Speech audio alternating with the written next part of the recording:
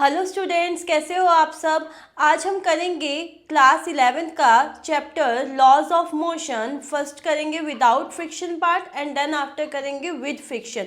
तो without friction में हम कवर करेंगे Newton's first law of motion, about inertia and force, Newton second law of motion, उसमें cover करेंगे impulse, force, principle of conservation of linear momentum, application of principle of conservation of linear momentum, equilibrium of concurrent forces, some common forces that comes in mechanics, apparent weight of man in lift or elevator, and last one is the connected motion। and कुछ करेंगे इसके based पर numericals.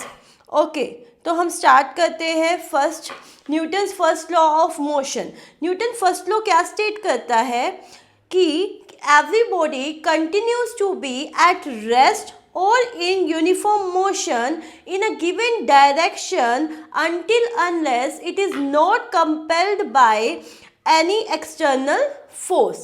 अगर उस पर कोई external force नहीं लग रही तो वो अपनी स्टेट को, चाहे वो रेस्ट की हो या यूनिफॉर्म मोशन की हो, इन पर्टिकुलर डायरेक्शन कंटिन्यू करता है, वो अपने आप चेंज नहीं कर सकता। तो फॉर एग्जाम्पल जैसे एक बॉल है, वो क्या कर रही है, रोल कर रही है विद अ वेलोसिटी v, वो कंटिन्यू अपनी स्टेट को कंटिन्यू करेगी मोशन को अनटिल अनलेस उस पर कोई एक्सटर्नल फोर्स नहीं लग जाती। इन केस अगर वो स्टॉप हो जाती है और हमने कोई एक्सटर्नल बाहर से कोई फोर्स नहीं लगाई, बट उस पर एक फोर्स लग रही है, कौन लगा रहा है, रूफ लगा रहा है, that is the force of friction, जो उसके मोशन को अपोज कर रही है। और अगर वो ज़्यादा हो गई वो फोर्स ऑफ फ्रिक्शन, तो ये स्टॉप कर जाएगी। Next one is the inertia. इसने जो फर्स्ट लॉ ऑफ मोशन था उसमें फोर्स और इनर्शिया को डिफाइन किया गया। इनर्शिया क्या है? Inertia is a property of a body by which it is unable to change its state of rest और motion along a straight line by itself. अब एक प्रॉपर्टी है हर एक बॉडी की जो किसी भी चेंज को रेजिस्ट करता है, चाहे वो रेस्ट से मोशन में हो, चाहे मोशन से रेस्ट में हो, और किसी डायरेक्शन को भी चेंज करना हो, उस प्रॉपर्टी को क्या कहते हैं, इनर्शिया। तो इसके थ्री टाइप्स हैं, that is inertia of rest and inertia of motion and inertia of direction. If the body is unable to change its state of rest by itself, उस प्रॉपर्टी को कहेंगे inertia of rest. For example, जब हम किसी बस में या car में ट्रैवल कर रहे हैं, तो अभी बस क्या है, स्टॉप है और वो स्टार्ट हुई, जस्ट स्टार्ट हुई, तो हम बैक फॉल करते हैं। ऐसा क्यों होता है? Due to the inertia of rest.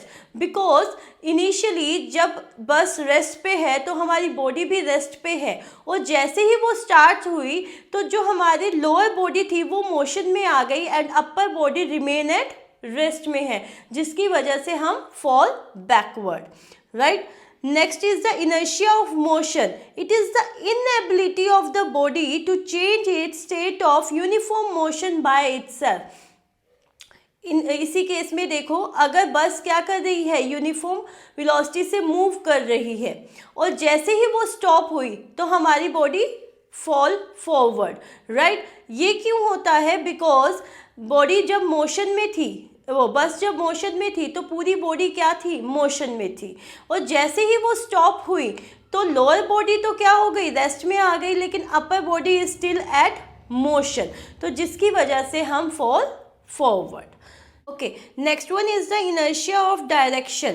It is the inability of body to change its direction of motion by itself. Likewise, अगर हमने एक स्टोन को टाई कर दिया स्ट्रिंग के साथ और हम उसको सर्कुलर मोशन में रोटेट करवा रहे हैं, और जैसे ही अगर वो स्ट्रिंग ब्रेक हो गया तो जो स्टोन है वो फ्लाई ऑफ करेगा as a tangent to the circle. वो डायरेक्ट नहीं जाएगा, कैसे जाएगा, टेंजेंशियली जाएगा, बिकॉज उसकी डायरेक्शन वही थी।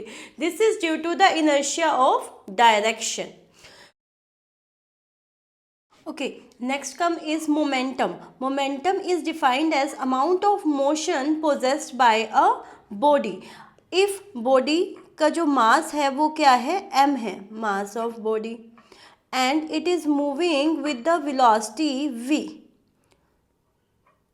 then momentum mathematically can be written as mv, right, it is a vector quantity. और इसकी अगर हम एसआई यूनिट की बात करें तो एसआई यूनिट जो होगी वो होगी kilogram metre per second, right. And अगर डायमेंशंस की बात करें, डायमेंशंस, तो डायमेंशंस जो हैं वो होगी m1 l1 t-1। Okay, next is Newton's second law of motion. It states that the rate of change of momentum is always directly proportional to the applied force on the body, and the change always take place in the direction of force. Mathematically, we can write dp by dt is directly proportional to the external force applied on the body, right. और ये जो Newton second law है ये measure करता है force को by using the statement force is directly proportional to D P by D T, और we can write it as force is equal to K D P by D T. K is constant here और K की value इस case के लिए 1 होती है, तो we get F is equal to में डी एम वी, पी को हम एम वी लिख सकते हैं अपॉन में डी टी। अगर मास कांस्टेंट है तो it is D V by D T, and we all know that D V by D T is equal to F is equal to mass into में acceleration, that is the formula for the force, right. Okay, if mass is not constant, mass is variable, that is the case of rocket, ठीक है। Rocket पे जो upward thrust लगता है वो हम find out करते हैं by using Newton second law, that is D by D T M V, and mass is variable as fuel is burn with time, तो we D M by D T. तो upward thrust on rocket is given by V D M by D T, और its mass is variable here, right? Next is the units of force. Two types की units होती है, absolute और gravitational. First of all we consider absolute unit. SI unit absolute क्या होगी? From equation F is equal to mass into acceleration. Mass is in kilogram SI unit में, and acceleration is meter per second square, और इसको name दिया Newton और denote करते हैं N से। तो Newton is the SI unit of force. Second one is the CGS unit. CGS unit की बात करें तो F is equal to mass into acceleration से ये हो जाएगा gram centimetre per second square, और इसका नाम है डाइन। यस, इसको हम ऐसे ही डिनोट करेंगे, राइट। तो ग्रेविटेशनल यूनिट्स क्या होती है? ग्रेविटेशनल यूनिट्स हैं के जी फोर्स और के जी वेट कहते हैं, और इनका जो रिलेशन होगा न्यूटन के साथ वो है 9.8 न्यूटन। सीजीएस की बात करें तो ग्राम एफ और ग्राम वेट, एंड जो रिलेशन होगा 1 ग्राम एफ का विद डाइन के साथ, that is 980 dine,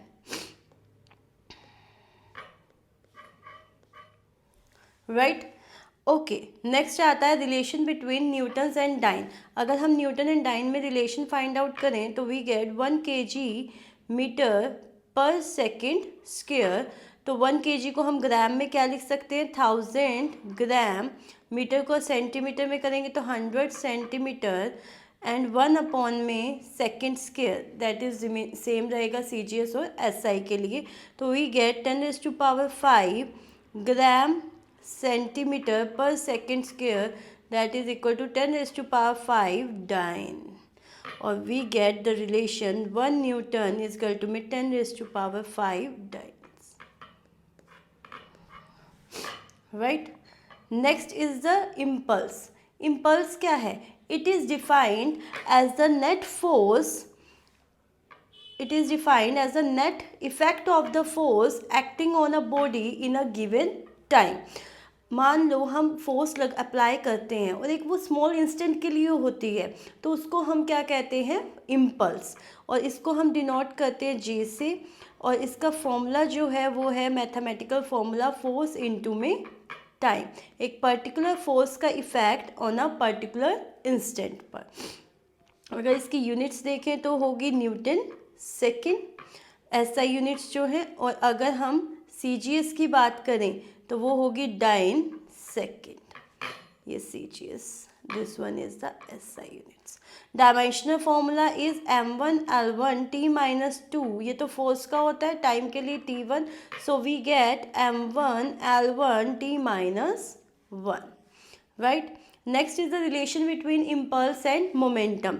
We know impulse is equal to में force into में टाइम, और फोर्स को हम मास इंटू एक्सेलरेशन भी लिख सकते हैं न्यूटन सेकेंड लॉ से, और एक्सेलरेशन को हम इक्वेशन ऑफ मोशन यूज़ कर कर v minus U by T भी लिख सकते हैं।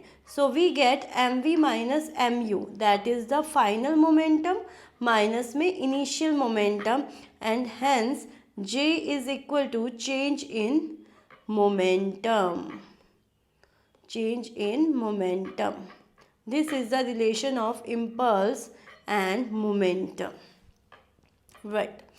Next is, अगर हम प्लॉट देखें फोर्स और टाइम का, तो जो एरिया अंडर द कर्व होगा वो क्या रिप्रेजेंट करेगा, area under the curve represent impulse. अब इसके अंडर का जो एरिया रहेगा वो क्या रिप्रेजेंट करेगा, इम्पल्स, ये ध्यान रखना, right? Next one is the Newton's third law of motion. Newton's third law है, to every action there is an equal and opposite reaction, every action equal and opposite reaction. ये हमेशा two bodies पे होता है। तो first of all हम consider करते हैं one body, another one is the second one, right? अगर फर्स्ट सेकेंड पे फोर्स लगाती है, दैट इज F2 1, और उतनी ही फोर्स क्या करेगी, सेकंड भी फर्स्ट पे लगाएगी, but in opposite direction. So we can write कि F12 is always equal and opposite to the F21। अगर 1 ने 2 को धक्का मारा तो 2 भी 1 को उतना ही धक्का मारेगा, that is every action has an equal and opposite reaction, right?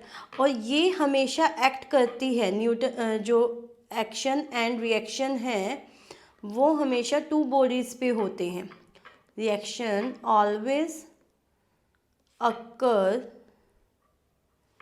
Between two bodies, ठीक है, दो डिफरेंट बॉडीज़ पे होंगे।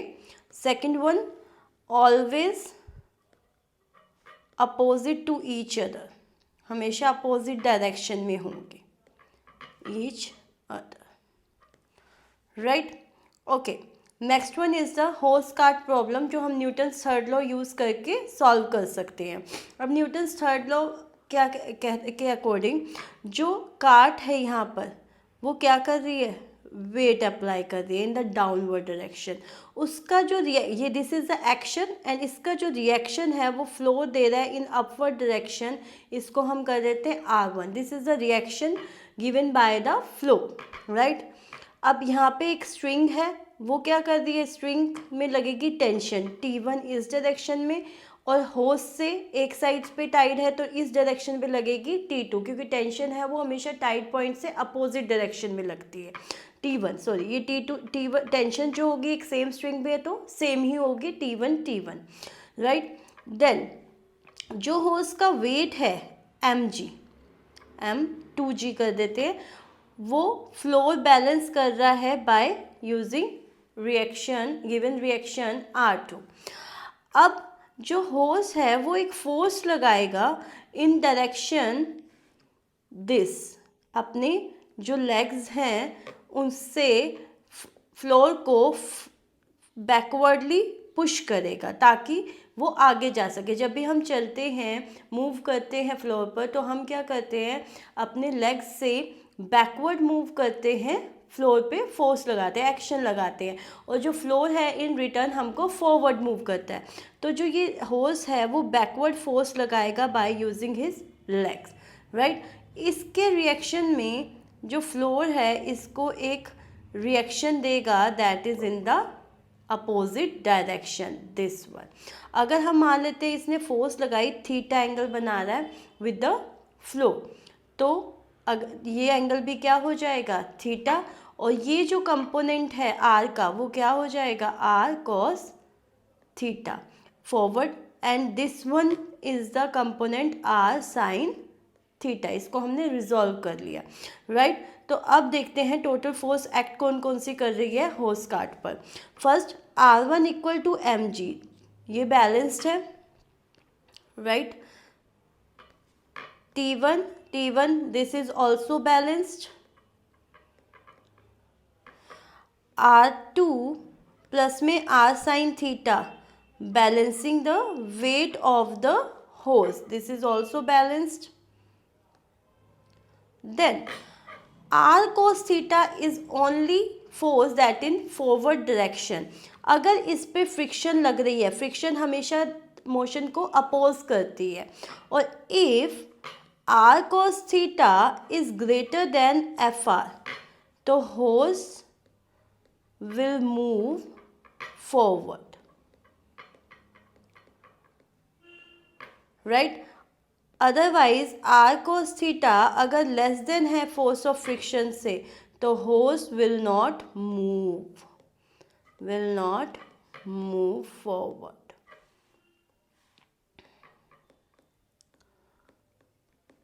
आई थिंक तुम समझ गए होगे, इजली है, जस्ट फोर्सेस देखनी है होर्स और कार्ट पर लग कौन कौन सी रही है।